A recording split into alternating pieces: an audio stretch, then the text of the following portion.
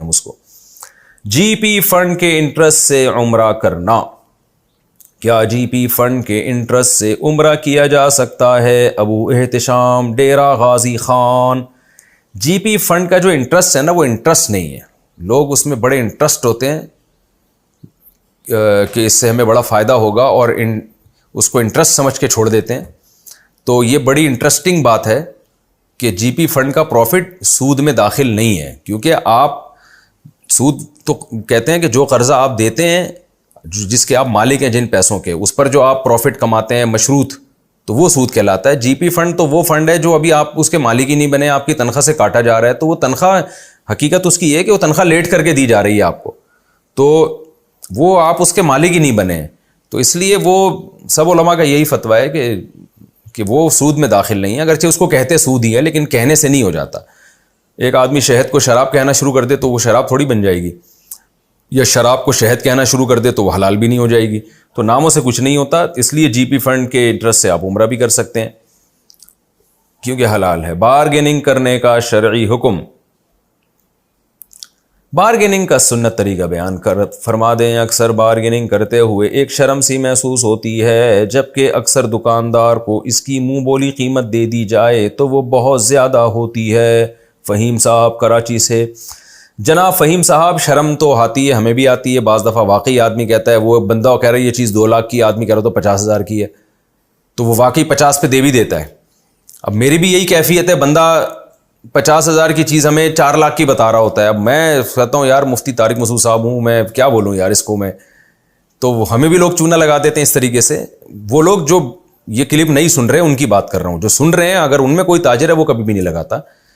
تو واقعی شرم آتی ہے انسان کو. اگلے کو شرم نہیں آ رہی ہوتی نا، ایک چیز کی 10 گنا زیادہ قیمت بتا رہا ہوتا ہے. تو لیکن بھائی تھوڑا سا بے شرم بن جائیں، زیادہ بہتر ہے. کیونکہ آپ کو جو چونا لگائیں گے نا لوگ، 5 روپے کی چیز آپ کو 200 روپے کی بیچیں گے. تو کاروبار کرنے کے لیے اتنی شرم، یہ صحت کے لیے نقصان دہ. تو میں نے تو اس کا حل یہ سوچا ہے کہ مجھے اگر خطرہ ہونا کہ یہ بندہ اتنی قیمت لگائے گا اور پھر مجھے آدھی بتاتے ہوئے شرم آئے گی، تو میں خود کرتا ہی نہیں، میں کسی بندے کو بھیج دیتا ہوں، اپنے کسی شاگرد کو بھیج دیتا ہوں کہ وہ جو ڈھیٹ قسم کا ہوتا ہے نا، ذرا بے شرم قسم کا ہوتا ہے، مجھے پتہ ہے یہ طبیعت سے اس کو دھوئے گا، تو وہ اس کو میں پارسل کر دیتا ہوں کہ بھائی میری بسم اللہ اللہ اکبر، یہ ٹھیک ہے نا. ایسے ہو جاتا ہے اور وہ جا کے میری طرف سے پھر خریداری کرتا ہے. اس میں یہ ہوتا ہے کہ پھر وہ طبیعت سے. ابھی میں نے بکری خریدنی تھی تو وہ اتنی قیمتیں بکریوں کی بتا رہے تھے. میں مارکیٹ میں گھوم کے آ گیا. میں نے کہا بھائی اب ہمیں شرم آ رہی ہے، ایک بکری جناب 30,000 کی ہے، وہ اس کے 1.5 لاکھ بتا رہا ہے. اچھا پھر وہ یہ بھی کہہ رہا ہوتا ہے مفتی صاحب آپ کے لیے. تو اب آدمی کیا بات کرے اس سے. ہم سمجھ رہے تھے یار سر میرے لیے جو ہے نا، اس ورنہ تو 1.5 کروڑ کی ہونی چاہیے، میرے لیے 1.5 لاکھ کی کہہ رہے. بعض دفعہ واقعی سچی مچی میں ایسا ہوتا بھی ہے، لوگ عقیدت میں کم قیمت بتا رہے ہوتے ہیں، لیکن ہمیں کیا پتا یہ سچی مچی میں کر رہا ہے یا جھوٹی موٹی کر رہا ہے، ہمیں کیا پتا چلے گا. اصولی طور پر تو شریعت میں حکم یہ ہے کہ لوگوں سے اچھا گمان رکھو، لیکن یہ اس وقت ہے جب معاملات نہ کر رہے ہو. اگر معاملات کر رہے ہو تو پھر اچھا گمان رکھنے کا حکم نہیں ہے، کہ ایسا نہ ہو آپ کو کوئی ٹوپی کرا دے. تو ایسی صورت میں پھر ہم کیا کرتے ہیں، ہم نے کوئی ڈھیٹ قسم کے اپنے ساتھ بندے رکھے ہوئے ہیں، وہ جاتے ہیں اور وہ پھر میں کہتا ہوں تو جا کے اس سے بارگیننگ کر، ہم ذرا ادھر چاہ رہے ہیں چائے پینے کے لیے.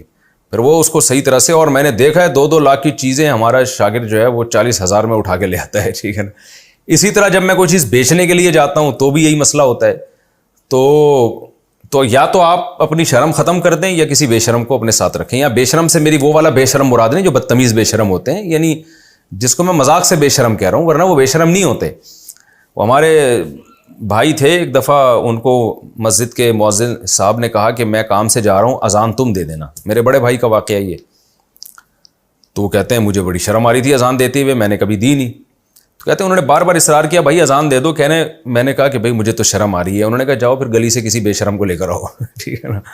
تو مطلب یہ نہیں ہوتا کہ اذان دینے والا بے شرم ہے، مطلب ایک مزاح تھا. تو میں بھی یہ مزاح کے لیے اس سے کہہ رہا ہوں. آج کل مزاح کرنے کے بتانا پڑتا ہے کہ میں مذاق کر رہا ہوں، ورنہ وہ ایک تماشا بن جاتا ہے. تو خیر آپ بارگیننگ کریں بھائی، تمیز سے کریں. اگر وہ 2 لاکھ کی کہنے میں اس کو شرم نہیں آ رہی تو آپ کو 10,000 کے کہنے میں بھی شرم نہیں آنی چاہیے.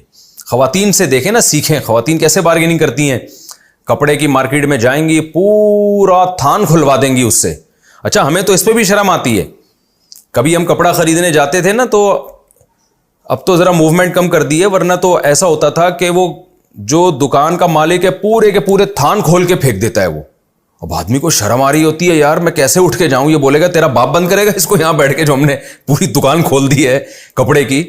اب ہمیں شرم آ رہی ہوتی تھی, اور یہ دکاندار سیاست کر رہا ہوتا ہے, وہ سارے کپڑے اس لیے کھول کے ڈالتا ہے کہ اس کو پتا ہے کہ اگر یہ شرمیلا کسٹمر ہوگا اس کو شرم آئے گی کہ یار پوری دکان ادھیڑ دی میں نے اور اب میں کچھ بھی نہیں خرید رہا. تو وہ ایک پرینک دیکھا تھا میں نے بڑا دلچسپ, وہ بھی مجھے یاد آ رہا ہے آپ کے اس مناسبت سے. وہ ایک آدمی نے آرڈر کیا کہ پکوان سینٹر والے کو نا کہ میرا بیٹا پنجاب سے آیا ہوا ہے اور میں یہ بڑا خوش ہے, وہ دعوت کرنا چاہ رہے ہیں, یہ وہ خوش ہو گیا کہ 100 دے گئے تو کہیں نہیں گئی. تو آدھا گھنٹہ اس کا خون نچوڑنے کے بعد نا کہ کیا ہے زردے میں کیا ہے اور بڑا گوشت ہے چھوٹے گوشت کی کیا, ساری قیمتیں معلوم کرنے کے بعد کہتے ہیں 1 پلیٹ بریانی میرے گھر بھجوا دے.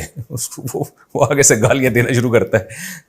تو دکاندار کیا کرتا ہے, وہ سیاست کرتا ہے, وہ سارے تھان کھول کے آپ کے سامنے رکھ دے گا اس لیے کہ کسٹمر کو اب اٹھتے ہوئے شرم آئے کہ یار میں نے سارے تھان کھلوا لیے, اب میں اب جاؤں کیسے, تو وہ کچھ نہ کچھ خرید لیتا ہے. تو یہ دکاندار کی سیاست ہوتی ہے عام طور پہ, وہ دکاندار جو میرا بیان نہیں سن رہے اس وقت.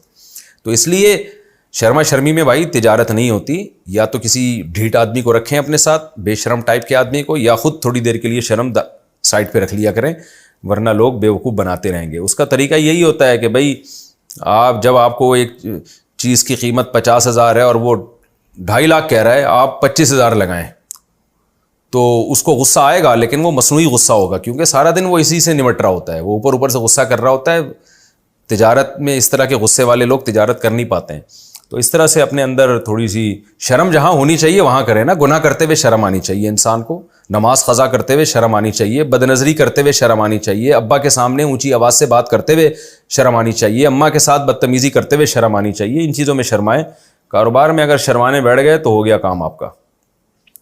کچھ دن کے بعد آپ چڈی بنیان بیچ رہے ہوں گے غربت کی وجہ سے نا, اور پھر لوگ کہیں گے شرم نہیں آ رہی چڈیاں بیچ رہے ہو, تو آپ کہیں گے شرم ہی کی وجہ سے یہاں تک پہنچا ہوں میں. اچھا بھائی, 1 کروڑ کی کمیٹی نکل گئی تو کیا حج فرض ہو گیا؟ سبحان اللہ. ایک شخص نے کمیٹی ڈالی ہوئی ہے جس کی رقم 1 کروڑ سے اوپر ہے, اور پہلی کمیٹی اس نے خود رکھ لی ہے, بڑا ہوشیار ہے. کیا اس پر حج فرض ہو گیا یا نہیں؟ نیز اگر وہ ان پیسوں سے حج کر لے تو حج ادا ہو جائے گا یا نہیں؟ نوید احمد لاہور سے. پہلی کمیٹی 1 کروڑ کی نکلی ہے تو اس کا مطلب ابھی اس نے کمیٹیاں جمع کرانی ہے نا, قسطیں دینی ہے, تو وہ قسطیں اس کے اوپر قرض ہے, تو 1 کروڑ سے وہ سارا قرض نکالے گا. مثال کے طور پر 5 لاکھ روپے کی کمیٹی ڈلی ہوئی ہے, منتھلی 5 لاکھ روپے دینے کسی نے, اور پہلی کمیٹی اس کی نکل گئی, تو اب 5 لاکھ کا مطلب کیا ہوا, 20 کمیٹیاں اس نے دینی ہے, تو وہ 20 کمیٹیوں کے 95 لاکھ بنتے ہیں. 19 کمیٹیاں اس نے دینی ہیں تو اس کے تو 95 لاکھ روپے بنتے ہیں, تو 95 لاکھ اس 1 کروڑ سے مائنس کرے گا یہ, کیونکہ یہ اس کے اوپر قرض ہے, تو یوں سمجھائے گا اس کے پاس صرف 5 لاکھ روپے ہیں, تو 5 لاکھ میں اگر حج ممکن ہے تو فرض ہوگا, حج ممکن نہیں ہے تو فرض نہیں ہوگا. ہاں جس کی لاسٹ میں کمیٹی نکل رہی ہے وہ تو ٹوٹلی 1 کروڑ آ رہے ہیں نا اس کے پاس, اس نے تو آگے قسطیں دینی نہیں ہے, تو وہ قسطیں مائنس نہیں کرے گا, تو ٹوٹل 1 کروڑ کا مالک سمجھا جائے گا. تو حج درخواستیں جب جانا شروع ہوں گی اور اس کے پاس 1 کروڑ روپے ہیں اگست 2022 میں, تو پھر وہ لازمی اس پہ حج فرض ہوگا. 1 کروڑ میں تو 6 حج ہو جائیں آدمی کے آرام سے. اچھا بھائی, لیکن حج ایک ہی فرض ہوگا, 6 نہ, ایسا نہ ہو کہ 6 سمجھ لیں. عورت کتنے پردے